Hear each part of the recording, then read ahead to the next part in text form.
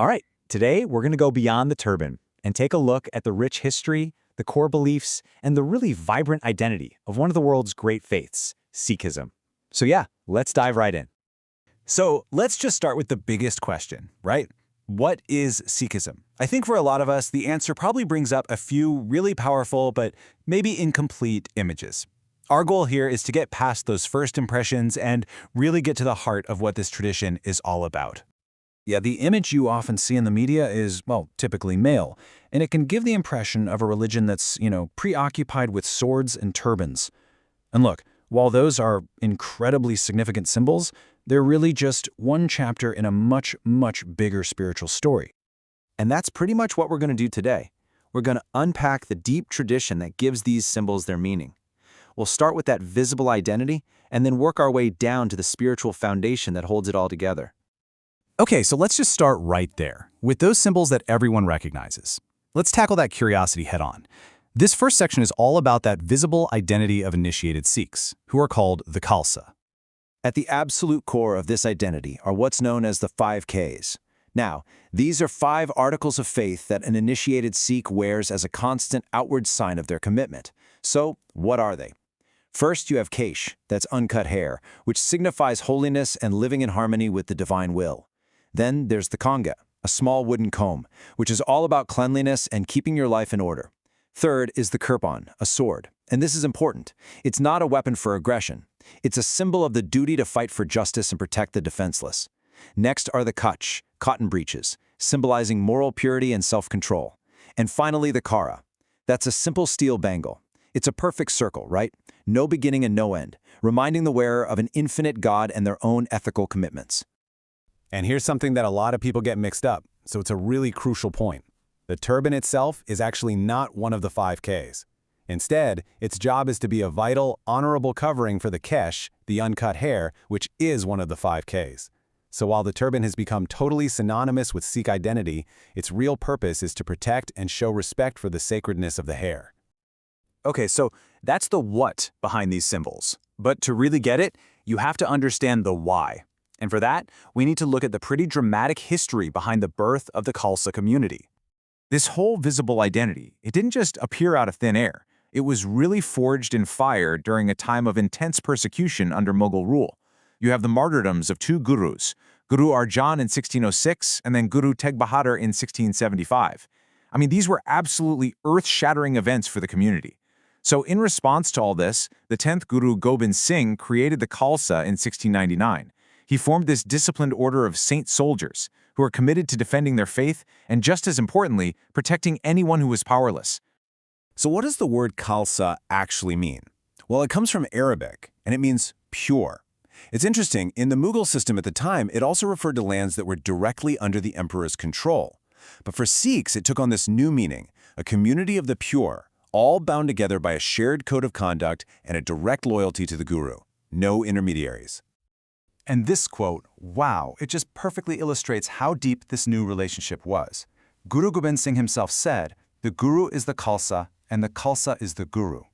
This created this incredibly powerful two-way bond. The community itself basically became the living embodiment of the guru's spirit. But to really understand the spirit that drives the Khalsa, we've got to go back even further. I mean, all the way back to the beginning, to the spiritual foundation that was laid by the founder of Sikhism, Guru Nanak. So the word guru is, absolutely central here.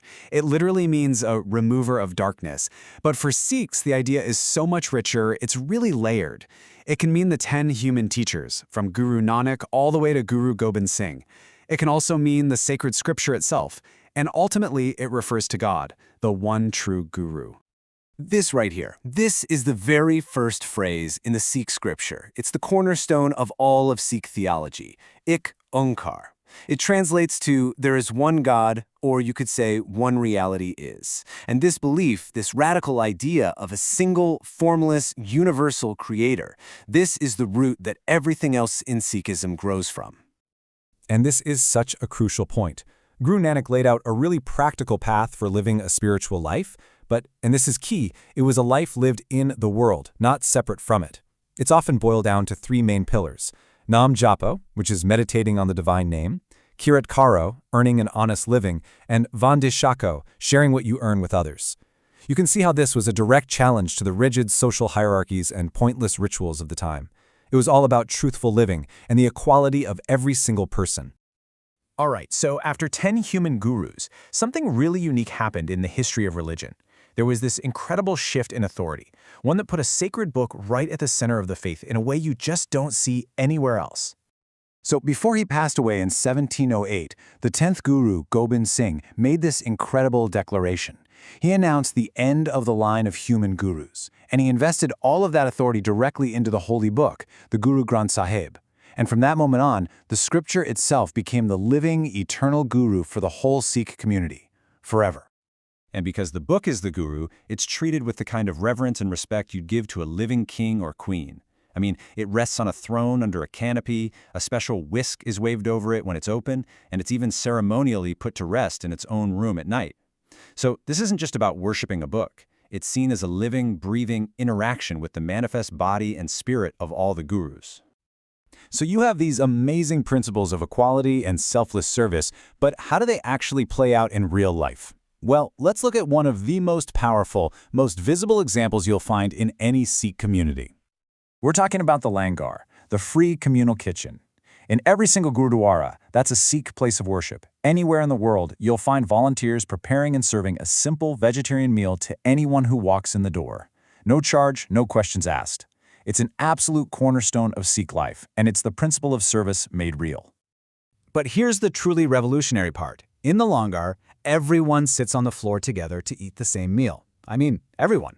It doesn't matter if you're a billionaire or homeless, what religion you follow, your gender, your social status, none of it matters. There's even the story that the great 16th century Mughal Emperor Akbar had to sit and eat with everyone else before he was allowed to meet the guru. It's just this powerful, living, breathing demonstration of equality in action. Okay, so let's fast forward and bring this whole story into the modern day. Because Sikhism isn't just some ancient faith stuck in the past. It is a dynamic, global religion that's navigating all the complex challenges of the 21st century, just like the rest of us. You've got more than 20 million followers in India and a really thriving global diaspora. We're talking hundreds of thousands in places like the UK, Canada, and the United States. So there's no question, Sikhism is a major world religion. And with that global presence, of course, comes incredible opportunities, but also some new and really urgent questions about identity. And, a huge theme throughout modern Sikh history has been this constant effort to define and hold on to a unique identity, one that's distinct from the broader Hindu culture of the Indian subcontinent. This whole idea was famously summed up in a publication from the late 1800s called Hum Hindu Nahin, which means, simply, we are not Hindus. And that assertion, that need for distinctiveness, it's still a really vital conversation happening inside the community today. And that kind of leaves us with a final thought to chew on.